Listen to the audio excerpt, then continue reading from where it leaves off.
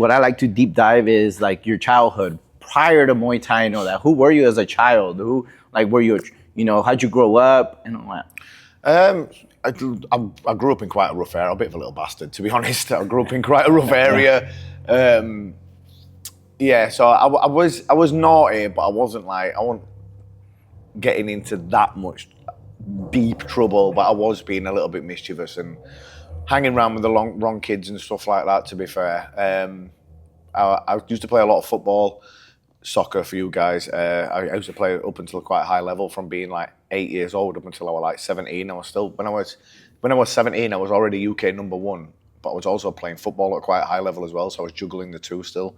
But yeah, I found Muay Thai when I was 13. But yeah, other than that, I used to be into my sports, and yeah, football was the main one really. Got it. And in football, whether it's a little bit more rougher than it is here, correct? I mean, it's you guys are it's your guys' main sport over there in the UK. Yeah, like the game now these days, it's full of pussies. They all just jump all over the floor. But like back then, like there were a lot. You could get stuck in, you could get tackles. Like the football culture in England's a bit crazy still. Obviously, there's a lot of like crazy fighting and gangs and all that business. That's come up from the 80s all the way up to now. But yeah, it's just something I've always been passionate about, and I've got a season ticket still to my team, Leeds United. I go every Saturday.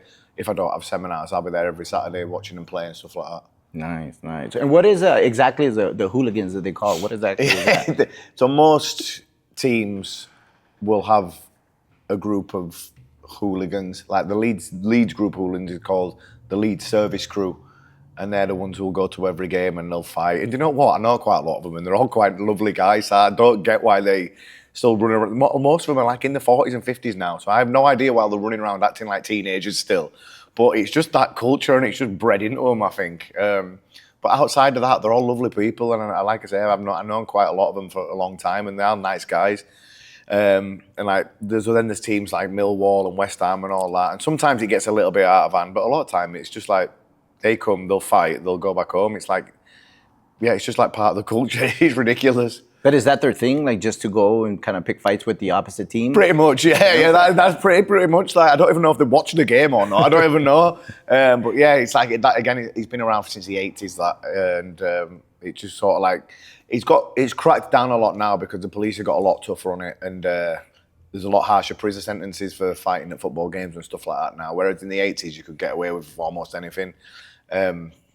But yeah, it's still around now, and most likely the top teams will have their version of the Leeds Service Crew. Every team's got their own version of it with the token hard guys that'll be part of it. No shit. But none of them can really fight. Really? No. But like they're tough. Yeah. None of them can really fight. But do they have the heart? Like, do they have the tough? Like, a lot of them will go just to do that every single weekend. Like, they'll be living for the weekend. They'll go there, they'll get loads of coke in them, and they'll just go fucking crazy and have a fight. And then Monday they'll go back to work and live their life through work normally, family man through the week. And then at the weekend they'll do that again. It's just crazy. Can you distinguish a hooligan? Can you tell if you see one, oh, that guy's a hooligan? I know most of them are in Leeds and stuff like that, but yeah, they all sit in a certain part of the stadium. Okay. So they don't just like sit in the family parts and all that. There's a certain part of the stadium where most of them will be. They'll all sit there, and then they're pretty easy to tell. Like they all wear very similar clothing and stuff like that, so it's easy to tell. So people can, like everyone who's there can kind of figure out. Yeah. It's not hard. That's crazy. That's cool, man.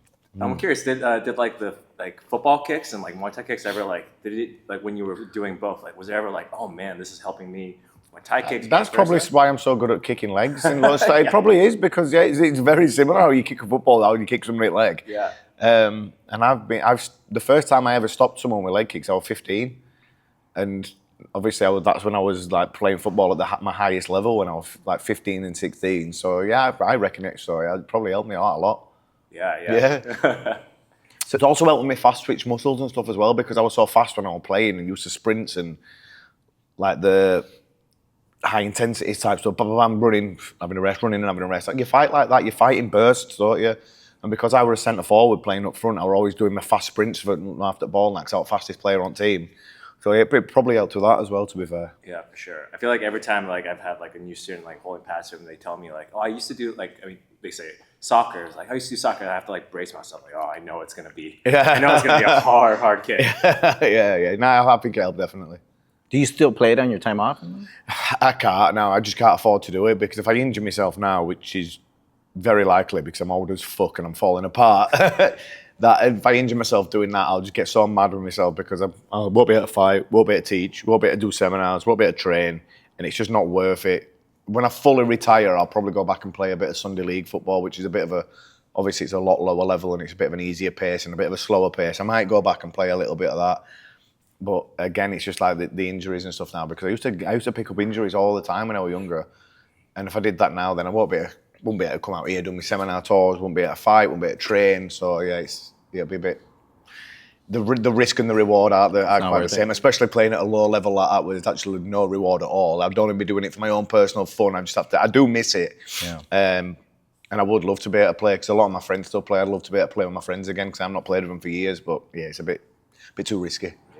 So how long did you do it for before transitioning into Muay Thai? So I played from like when I was 8 years old up until I was 17. So I started Muay Thai when I was 13.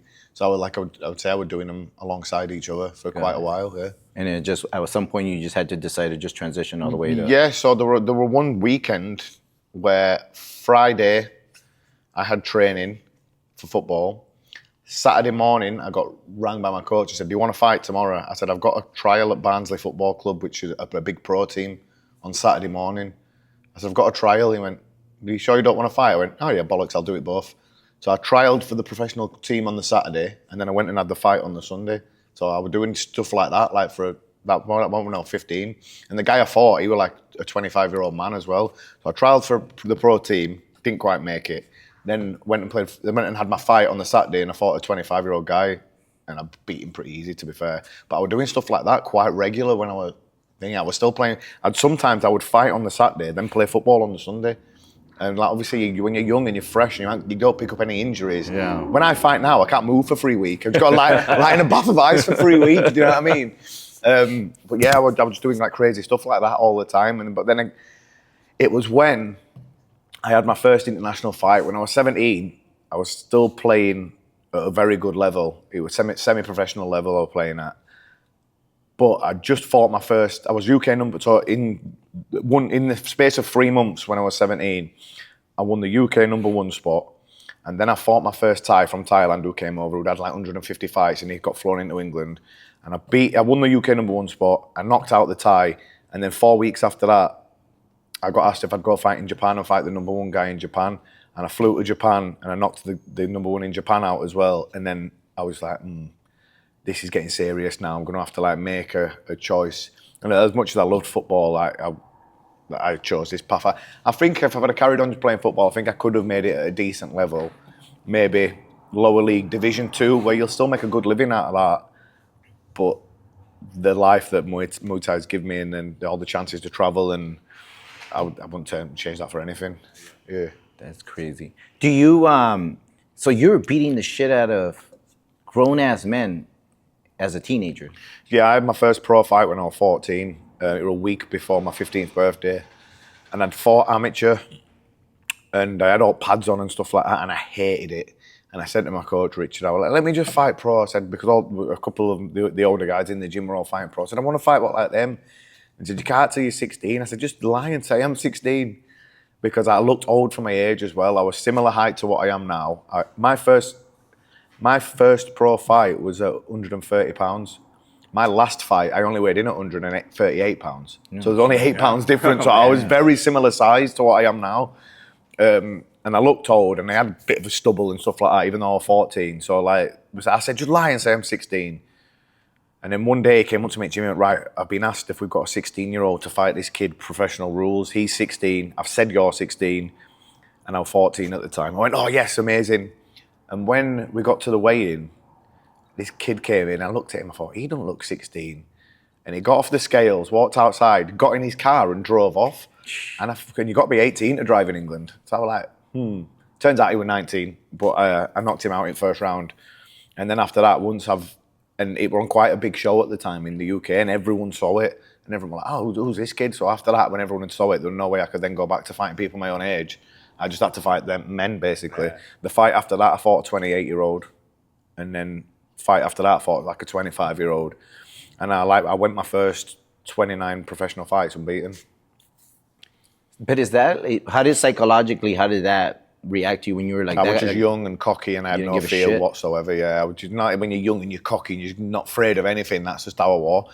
And like I say, I lived on a bit of a rough council estate area and stuff like that, so I had no fear. I was living like in a rough area. I was no stranger to fighting on street and stuff like that. And for me, that were like, it was fun. It was like, I get to fight and I'm getting paid. Because like when I was 14, I got like, they gave me this envelope and there were like £50 in it, which is about $80.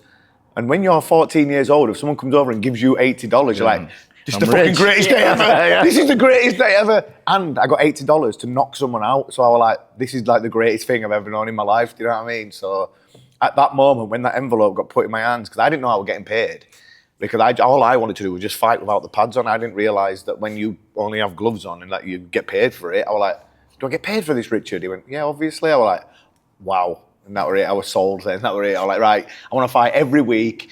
And I think that's why I've had so many fights, because I just wanted to fight all the time when I was younger. I just wanted to like just get as much experience as I can. And like when I lived in Thailand, I was just fighting every month there as well. Like sometimes I was fighting twice in a week when I was in Thailand. So that's one of the main things I think is that a young fighter has to do, is just get as much experience as possible, just fight and fight and fight. And because I was so obsessed with it, that's what I did.